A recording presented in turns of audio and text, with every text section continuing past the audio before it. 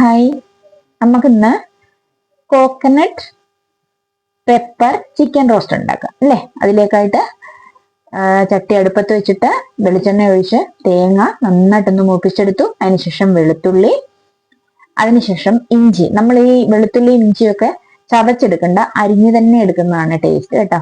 ഇഞ്ചി ഇട്ടു. അപ്പം തേങ്ങയും വെളുത്തുള്ളിയും മാറ്റി വെച്ചതിന് ശേഷം ഇഞ്ചി ഇട്ടു. ഒന്ന് മൂത്തതിന് ശേഷം നമ്മള് ചുമന്നുള്ളിയും സവാളയും അരിഞ്ഞു വെച്ചിരുന്നത് ഇട്ടു. അപ്പൊ ഇതൊരു ഹാക്കാണ് ഞാൻ പറയാൻ പോകുന്നത്. കുറച്ച് ഉപ്പ് ഇട്ടിട്ട് ഒന്ന് ഇളക്കിയിട്ടൊന്ന് അടച്ചു വെച്ച് കഴിഞ്ഞാൽ പെട്ടെന്ന് ഉള്ളി മൂത്ത് കിട്ടും കേട്ടോ. അപ്പം നമ്മൾ സിമ്മിലാണ് വെച്ചത്. മൂത്ത് കഴിഞ്ഞു. അപ്പം നമ്മൾ ഉടനെ അതിലേക്കായിട്ട് ടൊമാറ്റോ, ഒരു 3 ടൊമാറ്റോ ഞാൻ ചേർത്തിട്ടുണ്ട്. അപ്പൊ അതും ഇതുപോലെ കുറച്ച് ഉപ്പ് ചേർത്തിട്ട് ഒന്ന് അടച്ചു വെച്ച് കഴിഞ്ഞാൽ ആ ടൊമാറ്റോയും പെട്ടെന്ന് നമുക്ക് വെന്ത് കിട്ടും. അപ്പൊ അടച്ചു വെച്ചു. അതും സിമ്മിലിട്ടു. അപ്പൊ ഞാൻ ഗരം മസാല പൊടിക്കാൻ എടുത്ത് വെച്ചിട്ടുണ്ട്. ഞാൻ എല്ലാം പൊടികള് സ്വന്തമായിട്ട് ഉണ്ടാക്കുവാണ്, ഒരിക്കലും ഞാൻ വാങ്ങിക്കുന്നതല്ല. അപ്പൊ നമ്മുടെ ആ ചേരുവകളെല്ലാം മൂത്ത് കിട്ടിയിട്ടുണ്ട്. അപ്പൊ അതിൽ വെളിച്ചെണ്ണ ഉണ്ട് കണ്ടോ. ആ വെളിച്ചെണ്ണയിലേക്ക് നമ്മൾ കാശ്മീരി ചില്ലി പൗഡറാണ് ഇട്ട് കൊടുക്കുന്നത്.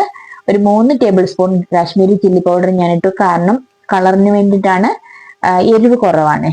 അപ്പം അത് ഞാൻ ആ വെളിച്ചെണ്ണയിൽ ഉണ്ടായിരുന്നു. ആ വെളിച്ചെണ്ണയിൽ തന്നെ ഞാൻ ഒന്നുകൂടെ നന്നായിട്ട് ബ്രൗൺ കളർ വരെ ഒന്ന് മൂപ്പിച്ചെടുത്തു. അപ്പൊ ഒന്ന് ഇളക്കിയെടുത്തു കണ്ടോ. അത് കഴിഞ്ഞപ്പോൾ ഞാൻ വറുത്ത് പൊടിച്ചു വെച്ചിരുന്ന മല്ലിപ്പൊടിയാണ് ചേർക്കുന്നത്. നല്ല ടേസ്റ്റാ മല്ലിപ്പൊടി വറുത്ത് പൊടിച്ചു വെക്കാമെങ്കിൽ നല്ലതാണ്. ഞാൻ അത് ഇട്ടു. ഇപ്പൊ ചിക്കൻ ഞാൻ കഴുകി വെച്ചിരുന്ന ആ ചിക്കൻ ഇതിലേക്ക് ഇട്ട് കൊടുത്തു. ചിക്കൻ കഴുകി വൃത്തിയാക്കിയതിന് ശേഷം ഒരു മുറി നാരങ്ങാനീര് പിഴിഞ്ഞ് ചേർത്ത് വെക്കാമെങ്കിലേ അതിലെ ആ ഉളുമ്പോണം എല്ലാം പോയി നല്ല വൃത്തിയായിട്ട് കിട്ടും. നല്ല ടേസ്റ്റി ആയിരിക്കും പിന്നെ കഴിക്കാൻ. അപ്പൊ ഞാൻ അതിലേക്ക് ഒരു ശകല ഉപ്പുപൊടിയും കുറച്ച് മഞ്ഞൾപ്പൊടിയും കൂടെ ചേർത്ത് ഇങ്ങനെ ഒന്നുകൂടെ ഇളക്കി സിമ്മിൽ വെച്ച് അടച്ചു വെച്ചിട്ട് സിമ്മിൽ വെച്ചു. അപ്പോഴത്തേക്കും നമുക്ക് കുറച്ച് കുരുമുളകും കൂടെ പൊടിച്ചുകൊണ്ട് വരാം. കുരുമുളക് ഞാൻ വറുത്താണ് പൊടിക്കുന്നത്. അതിന്റെ ടേസ്റ്റ് പ്രത്യേക ടേസ്റ്റ് ആണ് കേട്ടോ. അപ്പൊ ഞാൻ ഇപ്പൊ നോക്കിയേ, അതിന്റെ മാത്രം വെള്ളത്തിലൊന്ന് വറ്റി അതെല്ലാം ഒന്ന് കുറുകി ഒരു 3/4 ഭാഗം വെന്ത് കഴിഞ്ഞു നമ്മുടെ ചിക്കൻ.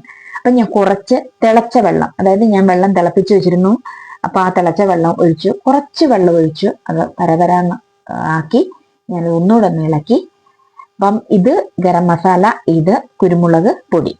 അപ്പം ഞാൻ ഈ ഗരം മസാലയും ചേർത്ത് കൊടുത്തു. അതിനോടുകൂടി മറ്റേ നമ്മുടെ വറുത്ത് പൊടിച്ചു വെച്ചേക്കുന്ന കുരുമുളക് പൊടിയും ചേർത്ത് കൊടുത്തു. അപ്പം അത് ഒന്നുകൂടെ നല്ലപോലെ ഞാനത് വറ്റിച്ചെടുത്തു. നല്ലപോലെ വറ്റി വന്നു കഴിഞ്ഞപ്പോൾ കുറച്ച് തേങ്ങാപ്പാൽ ചേർത്തിട്ടുണ്ട്. തേങ്ങാപ്പാൽ ചേർത്ത് കഴിഞ്ഞപ്പോൾ ഞാൻ മല്ലിയില അരിഞ്ഞു വെച്ചത് അതിന്റെ മുകളിലേക്ക് ഇട്ടു. അപ്പം ഈ തേങ്ങാപ്പാലും ചേർത്ത് മല്ലിയില ഇട്ട് കഴിഞ്ഞപ്പോൾ നമ്മളത് അടച്ചു 2 മിനിറ്റ് വെച്ച് കഴിഞ്ഞപ്പോൾ നോക്കി കംപ്ലീറ്റ് ഫുള്ളായി. അപ്പൊ എല്ലാവരും ചെയ്ത് നോക്കുക. ഓക്കേ.